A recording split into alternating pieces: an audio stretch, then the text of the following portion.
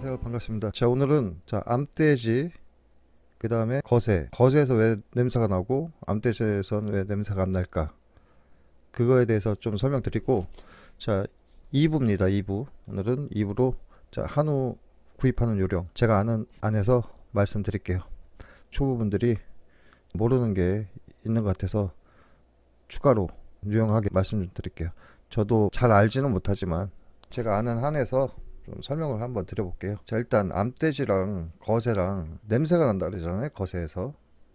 숫돼지에는 냄새가 납니다. 그리고 암돼지는 냄새가 안 나요. 물론 유통기한에 임박하면 암돼지가 됐건 숫돼지가 됐건 때깔 가면 냄새가 나는 건 당연한 건데, 거새랑 암돼지의 차이점을 설명드릴게요. 돼지고기, 거새랑 암돼지. 거새나 숫돼지에서 냄새나는 이유는 유전자가 있어요. 웅치라 그래요. 웅치. 옛날부터 웅치라 그랬어요. 웅치. 이게 아마 거새에만 있습니다. 그러니까 숫돼지에만 있는 거죠. 웅치가 유전자적으로 있는 거예요. 암돼지는 그게 없어요. 그래서 암돼지에서는 냄새가 거의 안 난다고 보시면 되고, 자, 숫돼지에서만 나는데, 이 웅치가 뭐냐면은 이놈아들이, 돼지도 성숙해지면 발정을 하지 않습니까? 발정.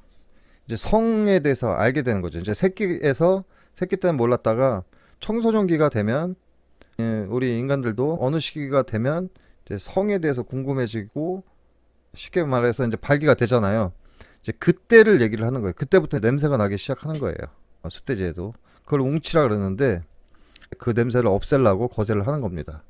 그래도 성에 대해서 눈을 뜨고 성이 발달할 때쯤 자르면 이미 늦은 거고, 예. 예를 들어 뭐 한 달, 두 달, 두세 달, 뭐 요 정도 지났을 때 자르면 이게 안 없어진다. 그 냄새가 몸에 다 배어 있는 거죠. 이미 냄새가 나기 시작하는 거죠. 태어나기 일주일 정도 지났을 때 내면은 냄새가 거의 안 난다 그래요. 근데 중요한 거는 거세를 해버렸는데, 그거를 민감하게 냄새를 맡는 사람이 있습니다. 그걸 냄새를 맡는 사람이 있어요. 그거는 유전적으로, 그러니까 그냥 자연스럽게 그 냄새에 거부 반응을 일으키는 체질이에요. 우리 몸의 체질이 뭐 예를 들어 알레르기 체질이 있듯이 똑같아요. 그 웅치에 대해서 몸 자체가 그냥 자체를 느끼는 거예요. 그날 같은 식당에서 먹었는데 어떤 사람은 냄새가 난다 그러잖아요. 나는 전혀 안 나는데 이 사람은 냄새가 난다 그러면 그 유전자가 그분의 몸에 있는 겁니다. 제가 아는 상식은 그래요. 그래서 그 웅치라는 게 아기 때 제거를 했어도 냄새를 맡는 그 유전자가 몸에 있다. 일반 사람들은 안 나는데 그분한테는 그게 냄새가 나는 거예요. 그래서 손님이 냄새가 난다 그러면 그 사람 말이 맞는 거예요. 아무리 뭐 우리가 싱싱한 고기를 줘도 그분한테는 그 돼지가 안 맞는 겁니다. 거세육이 안 맞는 거예요. 그렇기 때문에 이상 없는데 이 인간 씨 와서 지금 냄새 난다 그러냐, 그런 사람들은 다 이유가 있는 겁니다. 예. 그래서 우리가 암돼지를 사는 거고, 암돼지가 가격이 비싸요. 만약에 부분육으로 받았을 때 암돼지가 상당히 비싸고, 때문에 그거에 대해서 좀 아셔야 돼요. 이해를 하셔야, 손님이 너한테 괜히 시비 거는 거 같잖아요. 근데 절대 그렇게 생각하지 마시고, 물론 진상도 있어요. 진상도 있는데 그냥 좋게 그렇게 생각을 하세요. 그래, 그래, 내가 거새를 팔기 때문에 이분은 거새의 거부 반응을 느끼는, 몸 자체에서 그걸 느끼는 그런 능력이 있는 사람이라, 유전자라 그럴 수 있다, 이렇게 생각하시고 그냥 넘어가세요. 그냥 바꿔주세요. 그러면 됩니다. 그거에 대해서 싸우지 마세요. 예. 그거 갖고 싸우는데, 그걸 어느 정도 아셔야 그럴 수도 있구나. 인간은 90%는 거의 같은데 한 10%, 상위 10%, 하위 10%가 있듯이 냄새를 맡는 능력이 더 뛰어난 사람, 웅치를 느끼는 사람, 이런 사람이 있다는 거, 이것도 아셔야지만 우리가 좀 좋게 넘어가는 그런 게 생기는 거예요. 그걸 모르고 우리가 기본 지식도 없이 그냥 저 인간 왜 지금 와서 냄새 안 나는데 왜 냄새 난다고 개지랄이에요, 뒤에서 욕하지 마시고, 그런 기본적인 걸 또 아시면 내 마음도 편해집니다. 그래서 이 사람이 민감해서 그런 거보다, 그래서 옛날부터 민감한 사람이 있구나, 그 웅치를 느끼는 유전자를 가진 분한테는 그게 뭐 싱싱한 거하고는 전혀 상관이 없어요. 예. 그러니까 그거 꼭 아시라고 자, 오늘 제가 영상 올려드렸고, 암돼지는 안 납니다, 냄새가. 그걸 맡을 수 있는 사람이 없어요. 왜냐면 그 자체가 없으니까. 웅치가, 암돼지는 자체가 없어요. 그렇기 때문에 우리가 암돼지가 상당히 좋다. 이걸 또 말씀드리고 싶어요. 남자의 향이 틀리고 여자의 향이 틀리듯이 돼지도 똑같습니다. 암돼지 향이 틀리고 거새의 향이 틀린 거예요. 그래서 많은 사람이 암돼지 찾는 이유가 다 있는 겁니다. 자, 한우는 좀 덜합니다. 그 냄새가 아주 덜해요. 한우는 대신에 상당히 부드러워요. 거새가 상당히 부드럽고, 오히려 처음 먹는 분들은 거새를 상당히 좋아하고요. 그 다음에 암소는 좀 많이 드신 분들, 특유의 깊은 맛이 있습니다. 특유의 깊은 맛이 있어요. 그렇기 때문에 이거에 대해서 아시고 구매를 하셔야 되고, 내가 업체를 선정하는 데 있어서 스펫을 좀 봐야 돼요. 스펫을 볼 줄 아는 그 능력을 키우셔야 됩니다. 내가 만약에 반마리를 사던 한 마리를 사던 내가 직접 소를 작업을 하지 않는 이상 소를 꼭 그 업체 스펫에 대해서 조금 비싸더라도 스펫이 좋은, 그러니까 예를 들어 이제 등심 우리가 등심을 받지 않습니까? 아래 위로 그 위에 덮개를 살짝 씌워서 등심 덧살을 살짝 끼는 애들이 있고, 그거마저 제거해서 판매하는 그런 업체가 있어요. 그런 거 하나만 보더라도 그 위에 덧살을 씌운 것보다 그걸 제거하고 팔고 조금 비싸게 받는 그런 업체를 선정하시면 거기는 또 작업하는데도 오히려 더 깔끔해요. 그런 스펫 하나만 봐도 그 업체 사장이 얼마나 이 고기에 대한 애착이 있나 이런 걸 볼 수가 있어요. 그런 거를 스스로 배우셔야 돼요. 스스로. 그러니까 좀 일단 창업을 하시려면 여러 군데를 다니시는 게 좋아요. 이거는 누가 가르쳐줘서 되는 게 아니라 누군가에게 배워야 돼요. 내 스스로는 알 수가 없는 겁니다. 정 초보분들은 그걸 꼭 아셔야 돼요. 그래서 내가 소도 직접 까진 못해도 소에 대해서 이 부위에 대해서 볼 줄 알아야죠. 정확하게 볼 줄 알고 장난 안 치는 그런 업체를 선정을 하셔서 이렇게 하시면은 괜찮아요. 그리고 제가 전에도 말씀드렸듯이, 일부에서 말씀드렸듯이, 한우는 최대한 내가 반마리 이상, 한 마리도 괜찮아요. 한 마리도. 그거 내가 안 나간다고, 안 나가는 부위가 많다고 떨어질 때마다 조금씩 계산해서 하면, 물론 그걸 완벽하게 한다면, 내가 떨어지지 않고 잘 할 수 있겠다, 완벽하게만 한다면 뭐 부분적으로 조금 받아서 업체 필요 없이 그렇게 할 수가 있지만, 내가 만약에 그럴 자신이 없고 한다 그러면 일단 반마리는 받으세요. 반마리 이상. 매출하고 신경 쓰지 마세요. 반마리 이상 무조건 받으셔갖고 그걸로 어떻게 팔 것인가를 연구를 하세요. 내가 이걸 어떻게 팔아야 되나. 예를 들어 이런 게 있습니다.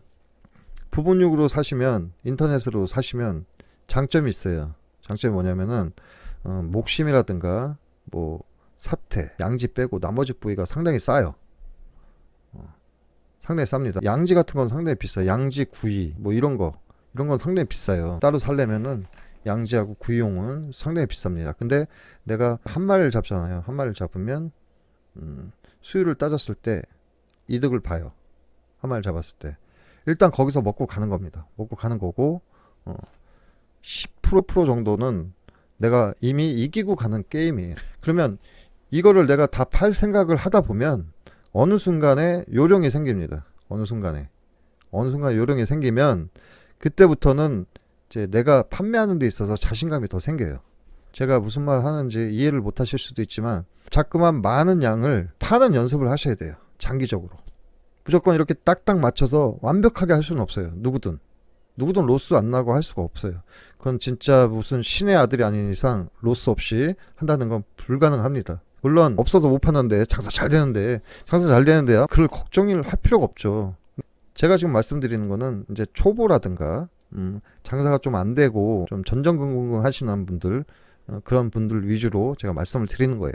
예. 장사 잘 되는 거는 필요 없습니다. 이거 할 시간도 없어요. 뭐 일주일에 한 마리 두 마리씩 파는데 뭐, 그죠? 그렇기 때문에 일단 초보 정육분들은 그런 능력을 좀 키우셔야 돼요. 내가 판매를 해보고 실패하고 또 새로운 걸 배우고 이런 거를 계속해야 경륜이 쌓일수록 내 레벨이 올라갑니다. 게임도 1레벨에서부터 시작하듯이 내 레벨이 만렙이 되려면 어느 정도 본인이 손해도 감수할 수 있는 이런 걸 갖고 계셔야 돼요. 성격이 좀 소심하고 1원도 손해보기 싫어하시는 분들이 있어요. 그런 분들은 지금 그 앞에서는 버는 것 같아요. 버는 것 같은데 나중에 보면 주위에 아무도 없습니다. 손해 없이 진짜 그런 분들은 나중에 봐보세요. 주위에 도와줄 사람이 없어요. 그런 성격을 가지신 분들은 주위에 보면 내가 딱 뒤 돌아봤을 때 나 혼자밖에 없어요. 그럼 그분은 발전이 더 없습니다. 근데 좀 호탕하게 하시고 과감하게 하시면 나중에 돌아봤을 때 주위에서 다 인정을 해줘요. 제 말이 좀 어렵죠? 하지만 경험에서 우러나온 얘기고, 좀 남자는 어차피 장사를 할 거면 좀 호탕하게 하자. 네. 호탕하게 하다 보면 더 잘 됩니다. 전전긍긍해서 마음 막 졸이고 와 오늘 목심 저거 엄청 남았는데 저거 어떡하지? 그러는 순간에 스스로 나약해지고 더 위축되고 장사 더 못해요. 손님 오면 인상 쓰게 돼 있고. 그렇게 생각해 보세요. 소 한 마리 1,000,000원입니다. 내가 이거 원가만 뽑겠다. 유통기한 60일이잖아요. 그죠? 60일이에요. 유통기한이 60일인데 원가만 뽑겠다. 돼지에서만 남자. 소 막 퍼주는 거예요. 그러다 보면 없을 것 같죠, 손님이? 더 늡니다. 점점 늘어요. 나도 모르게 조금씩 늘어. 제 얘기가 안 믿길 수도 있어요. 소비자 입장에서 봤을 때 여기는 싸다, 맛있다, 주인 좋다. 그러면 꼬리에 꼬리를 물어서 옵니다. 그거는 인생의 법칙이에요. 법칙. 내가 손해볼 것 같은데 손님이 고객이 왔을 때 이 사람한테 내가 좀 짜게 굴었다. 그러면 그 손님도 알아요. 제가 드리고 싶은 말은 꼭 절대 기가 죽어서 장사를 하시지 마시고 1,000,000원, 그래, 인생에서 1,000,000원 한번 투자한다. 소 한 마리, 내 인생이 요즘 100세 시대인데 1,000,000원 한번 손해 본다. 그래, 1,000,000원 손해 다 안 봐요. 그죠? 손해 봐봐야 최소한 아무리 못 팔아도 반은 팔 거 아니에요. 1,000,000원짜리 들어와서. 그럼 500이잖아요. 예? 그런 마인드, 그런 게 좀 한 번쯤은 가감한 게, 그런 게 한번 있어야 됩니다. 아깝죠. 돈 500만 원은 아까워요. 진짜 아까워요. 근데 이 생각을 어떻게 갖느냐에 따라 그 500이 내 평생의 운용 자금이라고 생각하시면 돼요. 그 500, 1,000만 원이 내 평생에 죽어서 한 번 정도 내가 좋은 차 살까? 좀 나쁜 차 산다. 이런 생각으로 한번, 자, 가감하게 소 같은 것도 한 마리 시켜! 한번 해보세요. 제가 얘기하는 게 좀 오버일 수도 있겠지만은 좀 그런 확실한 어떠한 도전? 인생의 도전? 어떻게 보면 이것도 초보분들한테는 되게 벽일 수도 있어요. 근데 이걸 내가 도전한다 생각하고, 인생을 도전을 한번 해본다 생각하고, 진짜 그래도 안 되는 데는 정말 힘든 데지만, 그렇게 해서 오히려 손해볼 것 같지만은 더 이득 보고 내 인생에 있어서 어떻게 보면 그 잠깐의 투자, 그 몇백만 원의 투자로 많은 걸 얻을 수 있다는 거를 좀 알려드리고 싶습니다. 저는 그런 거를 좀 알려드리고 싶어요. 감사합니다. 오늘 여기까지 하겠습니다.